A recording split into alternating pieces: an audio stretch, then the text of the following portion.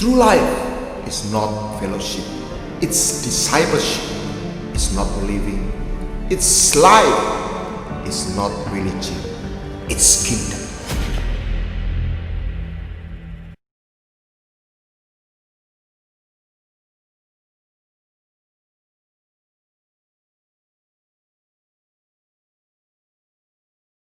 Salam kehidupan, para sahabat kehidupan, Jemaat Voice of Life Ministry. Kembali kita bertemu dalam ibadah online Voice of Life Ministry. It's not fellowship, it's discipleship. It's not living, it's life. It's not religion, it's kingdom. Sebuah moto yang kita belajar untuk menghidupinya. Sehingga kita tidak gagal paham untuk menerima apa yang diajarkan Kristus menjadi sekedar sebuah ritual, agama, atau hanya belief system. Tetapi kita mengenal jalan-jalan kehidupan. Kita memahami tentang tatanan, hukum roh dan kehidupan. Dan dalam kesempatan ini, kita akan membahas dan membukakan tentang roh akhir zaman. Tapi sebelumnya, saya ajak kita sama-sama berdoa. Mari kita berdoa.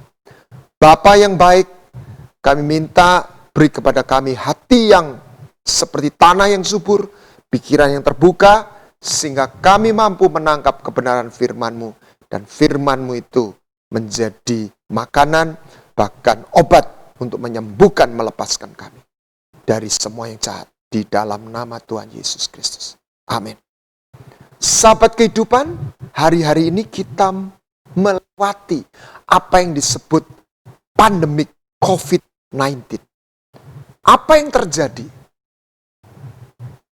Saya punya teman, dia seorang pelatih bela diri dan terbiasa untuk fight, tetapi dia lagi di Makassar dan dia nggak berani pulang ke Surabaya. Saya godain dia. Kok takut pulang ke Surabaya? Iya bro, tingkat pandemiknya tinggi di Surabaya, zona merah. Saya takut ketularan. Kok takut? Iya, kalau kumite itu kelihatan musuhnya. Tapi virus ini tidak kelihatan. Ada betulnya. Tidak kelihatan, tetapi eksis. Bahkan ada beberapa orang yang naif, nggak percaya bahwa virus itu ada. Katanya hoax. Nah, apa yang terjadi ketika virus yang tidak kasat mata ini eksis? Kita nggak lihat virusnya, nggak pernah lihat. Tetapi ribuan orang terinfeksi, terkontaminasi. Bahkan sehari ini rumah sakit penuh di Surabaya. Ini yang disebut pandemik. Tuhan ingatkan pada zaman Nuh. Itu yang apa yang terjadi. Mereka, kecenderungan hati mereka hanya kepada kejahatan. Dan hal itu memilukan hati Tuhan. Menyedihkan hati Tuhan. Itu bukan dosa perorangan lagi. Itu dosa berjemaah. Hanya Nuh yang kedapatan berkenan di hadapan Tuhan. Karena dia hidup benar. Jadi dengan kata lain, kalau kita analogikan, seluruh dunia waktu itu terkontaminasi, terinfeksi virus. Sehingga mereka menjadi jahat semua. Hanya Nuh yang terbebas. Zaman Sodom dan Gomora, kata sodomi, penyimpangan seksual, homoseks, itu lahir dari kota Sodom. Kata Sodom itu dari kota Sodom dan Gomora. Bahkan ketika malaikat mendatangi rumah Lot, kita tahu, mereka menggedor-gedor pintu rumah Lot. Berikan kepada kami, mau kita kerjain, diperkosa. Pada penampakan malaikat itu pria. Mereka orang-orang homoseks yang ingin memperkosa malaikat itu. Kenapa? Seluruh kota Sodom itu rusak. Bukan hanya perorangan. Sudah kepada seluruh kota. Bahkan Abraham coba menawar Tuhan. Tuhan, masa kalau ada 50 orang benar? Engkau mau hancurkan kota Sodom. Yang mengejutkan, bukan cuma 50. Saudara, 10 orang benar tidak ada di kota Sodom. Bahkan anak kecil pun mereka sudah menjadi jahat. Baik zaman Nuh maupun zaman Lot. Dan hal yang menyedihkan, kita petakan apa yang terjadi kepada keluarga Lot. Yang dikatakan dalam surat Petrus, orang benar. Yang menderita melihat perbuatan dosa. Apa yang terjadi? Lot sendiri sebetulnya sudah terinfeksi, sudah kompromi. Kita lihat mantunya bukan orang percaya. Waktu malaikat itu datang, mereka menganggap itu hanya olok-olok belaka. Saudara, pastikan seisi rumah. Apa yang terjadi pada istri Lot? Dia sudah jadi orang yang mabuk harta mata duitan. Sudah lihat keajaiban, sudah lihat pertolongan Tuhan. Yesus mengutip kisah hidup istri Lot. Jangan seperti istri Lot. Ingat, menoleh ke belakang jadi patung garam. Kenapa? Karena hatinya nggak bisa lepas dari hartanya. Padahal dia lihat pertolongan Tuhan. Apa yang terjadi pada anak Lot? Tidak kalah mengerikan. Ayahnya diperkosa. Ayahnya diberi anggur. Diajak inses. Bersetubuh dengan ayahnya sendiri. Maka lahirlah Amnon dan Moab. Itu lahir dari inses. Hubungan ayah dengan anak sendiri. Mengerikan. Kenapa Lot seperti itu? Terkontaminasi. Hidup di zona merah. Dan tidak melakukan SOP yang Tuhan kerjakan. Kira-kira begitu kalau dianalogi. Nah, banyak orang bernubuat akhir zaman, tentang tanda zaman. Saya tidak ingin mengomentari, tetapi hari ini terjadi perdebatan seru. Harus diakui beberapa atau cukup banyak nubuatan yang ternyata tidak terjadi. Kita harus percaya dengan nubuatan, tetapi harus kita bisa menimbang nubuatan yang benar. Tetapi dalam kesempatan ini saya tidak bicara tentang nubuatan yang akan datang. Yang saya mau sampaikan adalah roh yang beredar seperti COVID-19. Yang menginfeksi begitu banyak orang. Tidak kelihatan, tiba-tiba orang itu terkapar. Sebagian orang yang menekuni teologi, mereka fokus kepada doktrin yang benar dan salah. Tentu saja itu adalah hal yang perlu diperhatikan. Tetapi jarang yang membukakan, menyingkapkan tentang roh yang sesat. Bukan hanya doktrin yang salah. Seorang pengkhotbah yang rohnya sudah rusak atau sesat. Misalnya sombong. Dia nggak perlu khotbah sombong. Tapi roh kesombongan itu nular secara tidak sadar. Demikian pula yang positif. Itu juga akan nular kepada jemaatnya. Jadi kesombongan itu tidak harus diucapkan. Kalau bahasa marketingnya itu subliminal. Tersembunyi tapi real. Masuk memengaruhi. Nah, Paulus mengingatkan kita dalam 2 Timotius pasal 3 ayat 1-5. Kita akan bedah tidak secara terperinci, tetapi saya akan bagi dalam 3 bagian. Yang pertama adalah manusia mencintai dirinya sendiri. Ego manusia itu begitu makin lama makin diolah, sehingga dia lahir produk-produk yang menyentil martabat, peninggian. Nah, orang secara nggak sadar mengejar seperti itu. Nah, ketika orang makin egois, dia tidak akan punya ruang untuk dia saling mengasihi. Semakin egois, semakin tidak mengasihi. Saya khawatir bahkan yang namanya pacaran, berpasangan, menikah di akhir zaman, sebagian, saya tidak katakan semua, tidak lebih hanyalah sebuah hubungan transaksi. Saya masih ingat zaman waktu saya SMP, SMA. Saya tidak katakan dunia saat itu tidak berdosa. Tapi saya bisa melihat film-film, lagu-lagu. Mereka begitu menghargai namanya cinta. Cinta itu ya saya dengan orang yang dicintai. Tidak soal sosialnya bagaimana. Tidak terlalu mempersoalkan kamu itu anaknya siapa. Ya pokoknya saya suka sama kamu. Tapi hari ini, sepertinya status sosial itu sangat menentukan. Sahabat kehidupan, manusia makin mencintai diri sendiri dalam arti egois. Seperti apa dalam Alkitab berkata? Sahabat kehidupan, Alkitab punya satu penyingkapan. Apa itu? Ragi Herodes. Yesus berkata, berjaga-jagalah dan awaslah terhadap ragi orang Farisi dan Herodes. Kenapa ada ragi Herodes? Herodes adalah seorang raja. Jadi manusia mencintai diri sendiri. Siapa yang jadi raja? Dirinya. Kenapa dia ingin membunuh bayi Yesus? Karena dia tahu Yesus adalah seorang raja. Dia tidak ingin turun tahta.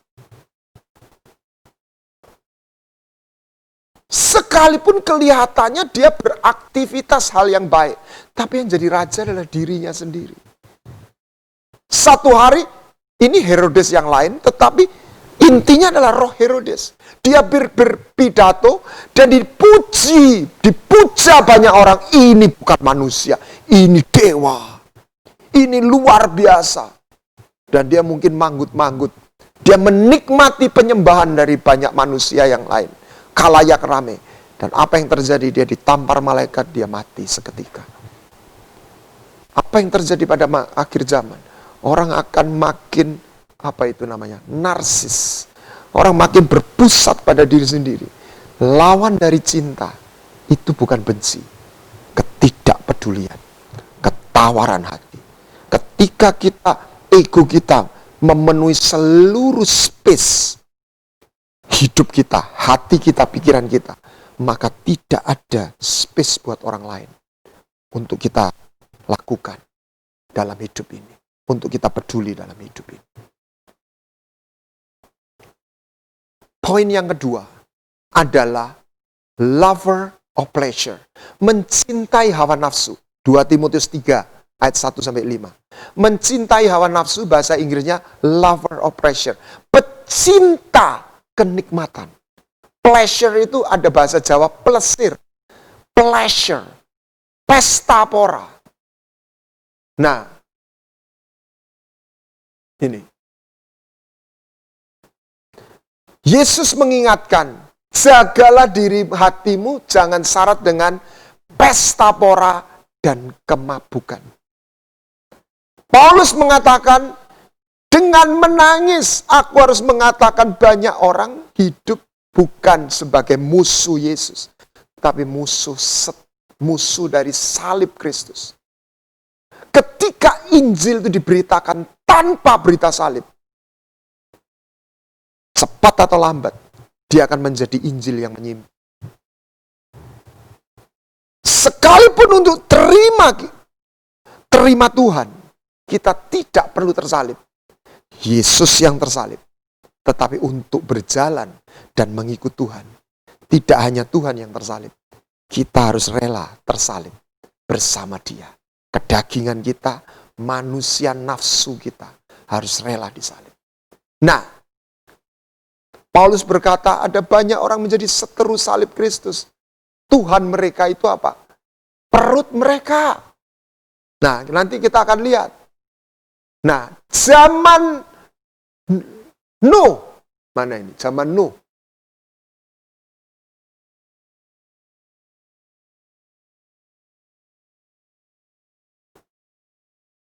Zaman Nuh, mereka akan kawin-mengawin. Nggak kelihatan ini di sini. Mereka akan kawin-mengawin sampai air bah itu turun. Zaman Lot, lihat, zaman Lot, mereka makan minum, membeli menjual, makan membangun. Jadi perhatikan dari dua zaman itu, kawin-mengawin, makan minum, dan bekerja. Tidak ada salah dengan menikah. Tidak ada yang salah dengan makan minum. Tidak ada yang salah dengan bekerja. Tetapi hari ini, yang namanya makan minum, namanya seks, namanya bekerja, dibuat menjadi kemabukan dan menjadi pemujaan. Itu yang dinamakan kemabukan. Mereka memuja kenikmatan sehingga bukan lagi sekedar sebuah kebutuhan, tetapi sebuah kemabukan. Itu yang terjadi. Boleh makan durian enggak? Boleh, secukupnya. Sehingga banyak orang mengalami sakit penyakit bukan karena kekurangan makan, karena tidak bisa mengontrol nafsu makan. Kelompok yang ketiga, yang mengejutkan saya dalam ayat 5. Secara lahiriah, mereka melakukan ibadah mereka. 2 Timotius 3 ayat 5. Tetapi pada hakikatnya, mereka itu mengingkari kuasanya. Mereka tidak hidup dalam salib Kristus, otoritas Tuhan dalam hidup mereka. Jadi yang mengejutkan saya, manusia akhir zaman, roh akhir zaman, tidak melarang kita beribadah. Bahkan mendorong orang suka dengan agama. Apalagi di Indonesia. Ini negara yang sangat beragama. Tetapi bukan soal jubahnya, tidak ada yang salah dengan agama. Tapi roh yang dimasukkan di situ. Nah, dalam terjemahan The Message, saya tidak mengurangi dan tidak merubahnya. Dikatakan mereka akan membuat pertunjukan-pertunjukan keagamaan. Tetapi dalam semuanya itu, mereka tidak lebih. Dan attitude, pikiran hati mereka seperti binatang. Saya tidak mengatakan ini dengan tertawa. Tapi saya katakan ini seperti virus COVID yang kita harus hati-hati supaya kita tidak terinfeksi. Nah, mari kita lihat. Gambaran manusia durhaka dalam kitab Yudas.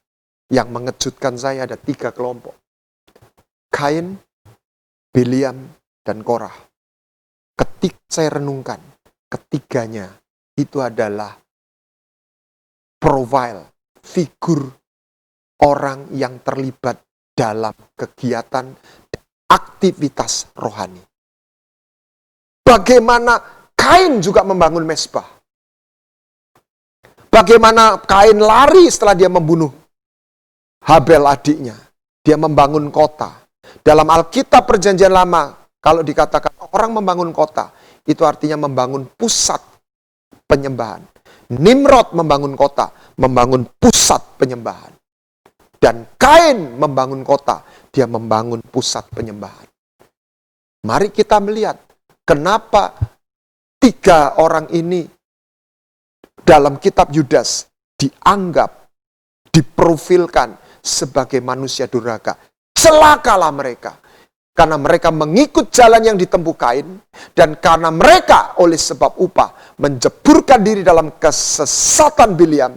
Dan mereka binasa karena kedurhakaan Korah. Kita lihat Kain dulu. 2 mezbah. Mezbah Kain ditolak, mezbah Habel diterima. Yang mengejutkan ketika saya renungkan peristiwa Kain dan Habel. Pembunuhan pertama di bumi. Bukan dilakukan oleh 2 orang yang berbeda agama. Bukan dilakukan oleh suku yang berbeda. Bukan antar negara. Tetapi oleh seorang kakak terhadap adik kandungnya. Bukan soal perbuatan harta. Bukan soal pelanggaran moral. melainkan kebencian kepada ibadah dan ritual yang benar dan dianggap berbeda. Sehingga Kain seorang yang religius, tetapi dalam kacamata ketika disorot oleh kebenaran sorga, dia adalah pembunuh. Dan Tuhan ingatkan, Tuhan berkata kepada ahli Taurat, iblis bapamu. Kenapa? Apa tandanya? Karena engkau ingin membunuh aku. Yang dalam otakmu, dalam hatimu, engkau kepingin membunuh aku. Engkau melakukan apa yang dilakukan bapamu. Karena dia adalah pembunuh. Pembunuh manusia. Dia adalah dewa yang haus darah manusia. Dia pembunuh. Sahabat kehidupan, ada orang-orang yang di dalam pelayanan atau kegiatan keagamaan atau kegiatan rohani. Tapi sesungguhnya dia pembunuh saudaranya sendiri. Dia menghabisi saudaranya sendiri. Baik secara fisik, atau secara moral, atau secara mental. Ketika ada seorang hamba Tuhan, atau seorang anak Tuhan jatuh, itu bukan saatnya kita berkata, syukur, kapok. Sekalipun memang dia berbuat dosa. Itu saatnya kita membawa korban pendamaian. Tuhan ampunilah dia. Ampuni dia. Nah, kita mau jalan Kain. Dia adalah pembunuh. Dalam 2 Timotius 3 ayat 1, brutal, kejam. Yang kedua, kesesatan Bileam. Siapa Bileam? Seorang yang matanya terbuka. Seorang nabi mendengar suara Tuhan. Nubuatannya persis 100%. Tidak ada nubuatan Bileam yang salah. Tetapi dia adalah seorang nabi yang hatinya syarat dengan uang. Dia tidak menubuatkan salah, tetapi dia membukakan rahasia caranya menjatuhkan orang Israel. Dan di dalam kitab Yosua, dia mati bukan sebagai nabi. Dia mati sebagai tukang tenung, dukun, mantra. Kenapa? Karena dia adalah seorang yang berkarunia, tapi sebetulnya dia adalah hamba uang. Menjadi hamba uang tidak soal profesi itu secara lahiriah, profesi yang benar dan luhur, ataukah seorang bisnismen yang seringkali dianggap hamba uang. Tidak ditentukan itu. Alkitab tidak pernah cerita tentang anti uang. Alkitab tidak anti kaya. Alkitab justru menyingkapkan betapa pentingnya uang itu. Di dalam Amsal, kalau tidak salah, uang itu bahasa Inggrisnya can do a lot. Uang itu bisa berbuat banyak hal. Tuhan berkata, ikatlah persahabatan dengan Mamon yang tidak jujur. Pakailah itu menjadi justru sarana untuk kasih itu dinyatakan. Tetapi dalam sisi yang lain, uang menjadi dewa. Orang banyak menjadi hambanya uang. Cinta uang itu akar kejahatan, bukan uang itu sendiri. Nah, Alkitab secara jujur menyingkapkan, semua itu didengar oleh orang-orang Farisi. Bukan, di sini secara eksplisit bukan khalayak ramai. Ahli Taurat, orang Farisi, hamba uang. Tuhan gak pernah marah terhadap orang berdosa, pemungut cukai. Bahkan perempuan berzina pun Tuhan tidak marah. Tuhan marah kepada ahli Taurat. Karena mereka diberi satu posisi menggunakan, mengajarkan jalan Tuhan. Nama Tuhan. Tuhan marah kepada pedagang-pedagang yang ada di bait suci. Mereka berjualan burung merpati. Itulah Bileam. Itulah roh akhir zaman. Biarlah kita seperti kita melewati masa COVID ini. Anda harus tahu protokolernya. Anda nggak bisa keluar sembarangan, hidup sembarangan seperti yang sebelumnya. Anda harus punya masker, pakai masker, bahkan dokter-dokter atau mereka di medis berhadapan langsung, mereka harus punya APD. Kita harus meningkatkan daya imun kita, sehingga kita tidak tertular, tidak terinfeksi atau terkontaminasi. Saya lanjutkan, kedurhakaan Korah. Ini bicara mereka menghujat, mereka berkhianat, pengkhianat. Itu dalam 2 Timotius 3 ayat 1-5. Ini terwakili dalam 3 profil ini. Mereka menghujat yang tidak mereka ketahui. Dan kembali kata binatang itu keluar. Nalurinya seperti binatang yang tidak berakal. Kain, dia pembunuh. Di tengah-tengah aktivitas rohaninya. Bileam, dia hamba uang. Di tengah-tengah aktivitas rohani. 3, Korah, dia seorang durhaka. Tidak pernah menghormati. Salah satu dikatakan tidak menghormati orang tua. Tidak menghormati otoritas. Pemberontak, pendurhaka. 3 ini mewakili. Selain mabuk dengan kenikmatan, dan mencintai dirinya sendiri. Sahabat kehidupan, saya berkata seperti ini, bukan menjadi hakim, menuding, dan kita memposisikan kita lebih baik dari orang lain. Tidak. Tetapi kita menjaga, seperti kita melewati pandemi COVID-19 ini, kita harus berjaga-jaga 2 hal. Kita memakai masker, pelindung-pelindung, yang membuat kita terlindungi dari infeksi tertular. Tapi yang kedua, kita harus meningkatkan imunisasi. Daya tahan dalam hidup kita. Di dalam kita. Makanya berolahraga. Menjemur diri. Sinar matahari. Itu meningkatkan daya imun kita. Itu yang saya katakan. Kita harus dipenuhi dengan hadiratnya.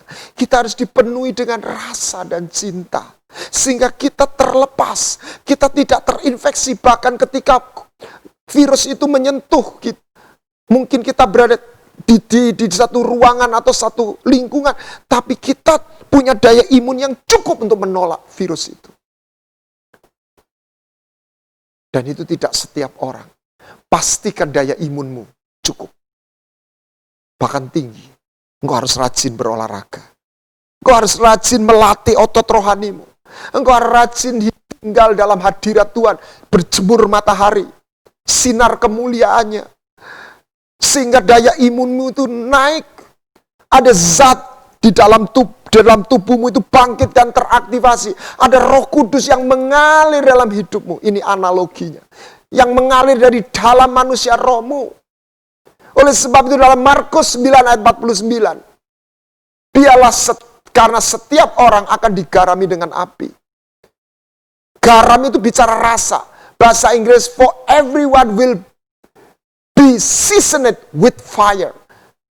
Garam itu bicara rasa. Api bicara aroma.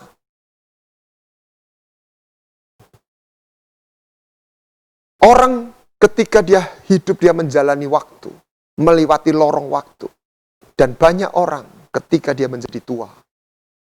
Persoalannya bukan tubuh jasmaninya yang menjadi problem semata. Hatinya habis. Cintanya habis. Melalui pengalaman-pengalaman yang buruk. Dia merasa terkhianati.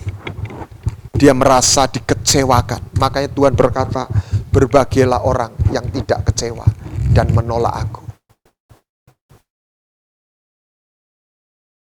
Banyak orang kehabisan rasa dan cinta. Tuhan berkata, biarlah engkau digarami dengan api. Biarlah engkau digarami, engkau dibumboni dengan garam. Biarlah hati kita, hidup kita penuh aroma dan cinta. Penuh rasa dan cinta. Sehingga aktivitas pelayanan kita, hidup kita, pekerjaan kita, itu mengeluarkan aroma, mengeluarkan rasa, membawa hadiratnya. Bukan karena kita. Ketika kita melakukan satu kegiatan, kita nggak merasa berjasa, tapi kita hanya menjadi bejana, bukan untuk menyelesaikan masalah mereka. Kalau kita membagi sembako atau belajar melakukan kepedulian kecil. Itu bukan menyelesaikan masalah. Tetapi menjadi kepanjangan tangan supaya mereka mengalami bahwa Tuhan sedang menyapa mereka. Sahabat kehidupan, biarlah kita dipenuhi dengan rasa dan cinta. Saya punya pengalaman kecil, bagaimana saya landing dari luar kota zaman sebelum ada COVID. Saya perlu mengambil uang untuk saya ingin makan pagi karena saya belum makan dan dompetnya kosong. Saya mampir ke Alfamart, di situ ada ATM. Saya antri, di depan saya ada seorang ibu berhijab. Secara tidak sengaja saya melihat saldo ibu itu, ATM ibu itu 15.000 sekian ratus. Saya masih ingat. Saya cuma dalam hati saya, oh Tuhan, ibu ini kelihatannya sedang menunggu ada kiriman uang, kelihatannya uang itu belum masuk. Sehingga saldonya masih 15.000. Dia nggak jadi tarik uang. Ya memang nggak bisa. Pecahan uang ATM itu 50.000. 15.000 nggak bisa. Dia keluar. Saya lupakan ibu ini, saya memang mau ngambil uang cash. Saya masukkan ATM saya ambil jet. Saya masukkan ke dompet saya. Tapi tiba-tiba Roh Kudus bicara, kasih ibu itu. Ya Tuhan, saya ambil separuh persis. Sekian ratus. Saya masukkan dompet saya pegang uang ini. Saya melangkah, orang itu masih di luar, di depan pintu. Belum pulang. Saya melangkah, dari belakang saya tepuk bahunya.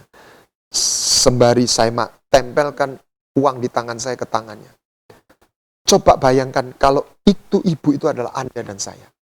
Tiba-tiba ada orang yang menepuk bahumu, ada sesuatu tangannya menempel di tanganmu, tanpa sebelum Anda melihat orang itu. Kalau saya kira-kira reaksi, saya akan mundur satu langkah dan bilang, Anda siapa, mau apa? Anda tahu, sahabat kehidupan, reaksi ibu itu. Langsung dia bilang, uang yang saya tempelkan itu ditangkap dan dibilang, terima kasih ya. Dia nggak tahu Pak atau Bu, terima kasih ya. Dia tidak sebut, mungkin sebelum saya menjawab, melihat wajah saya. Dalam hati saya setelah ingatnya, saya ketawa sendiri, tapi saya bukan menertawakan ibu itu. Berarti ibu ini menanti-nantikan, ada dana masuk. Kok belum masuk? Tiba-tiba ada orang nempelin uang di tangan dia. Spontan reaksinya, terima kasih, saya geser ke depannya. Ibu ini dan berkata, Bu, Tuhan memberkati. Dia bengong lihat saya juga nggak bisa ngomong. Ini siapa gitu ya. Lalu saya, Tuhan berkati ya Bu. Saya langsung melangkah keluar, masuk ke mobil. Secara jasmani, saya memberkati ibu ini. Tapi sebetulnya saya tidak memberkati. Saya tidak merasa berjasa. Saya hanya menjadi kepanjangan tangan. Saya sudah lupa sama ibu itu. Tapi Roh Kudus mengingatkan, itu bukan hati saya semata. Saya sedang makan, diberi makan ragi kerajaan sorga. Saya diberi garamnya Tuhan. Sehingga hati saya dipenuhi rasa. Dan saya bukan hanya memberkati, bukan memberkati. Saya memberkati secara jasmani. Ibu itu dipakai Tuhan untuk memberkati saya. Memberkati apa, Pak? Ketika saya menyerahkan, mentaati suara Tuhan, saya masuk ke mobil. Saya berkata, cari rumah makan, kita makan. Hati saya dipenuhi dengan rasa dan cinta. Dan itu nggak bisa saya beli dengan uang. Dan itu tidak sebanding dengan uang yang saya berikan kepada dia. Gambarannya saya mendapat injeksi vaksin. Daya imun saya naik. Kekuatan tubuh saya naik untuk menahan virus-virus itu. Saya butuh cinta dan rasa. Apalagi di usia saya yang tidak muda lagi. Saya tidak ingin jadi tua secara roh. Makanya quote yang saya tulis, jangan takut jadi tua. Takutlah kalau kita kehilangan rasa dan cinta. Takutlah kalau tubuh kita nggak punya daya imun. Maka orang itu cepat lambat akan terinfeksi. Saya diberkati melalui ibu ini. Inilah cara kita melewati akhir zaman. Paulus berkata akhir zaman itu adalah masa yang sukar. Bahasa Inggrisnya perilous, a dangerous, a terrible time. Masa yang berbahaya. Masa yang setiap saat orang itu bisa mati, terinfeksi, terkontaminasi. Yang ini nggak perlu tunggu nubuatan. Tetapi real peperangan ini. Dan Tuhan mengingatkan zaman Nuh, seluruh satu dunia terinfeksi. Zaman Lot, Sodom dan Gomora, sampai kepada keluarganya Nuh, keluarganya Lot, ternyata terinfeksi. Termasuk sebenarnya Lot. Orang benar itu. Bagaimana Pak kalau saya sudah terinfeksi? Minta Tuhan mengobati. Mencabut, mematikan virus itu. Apa yang harus kita lakukan? Kita harus berhidup menuruti protokoler. Kalau keluar pakai masker. Olahraga, berjemur matahari. Supaya daya imunmu naik.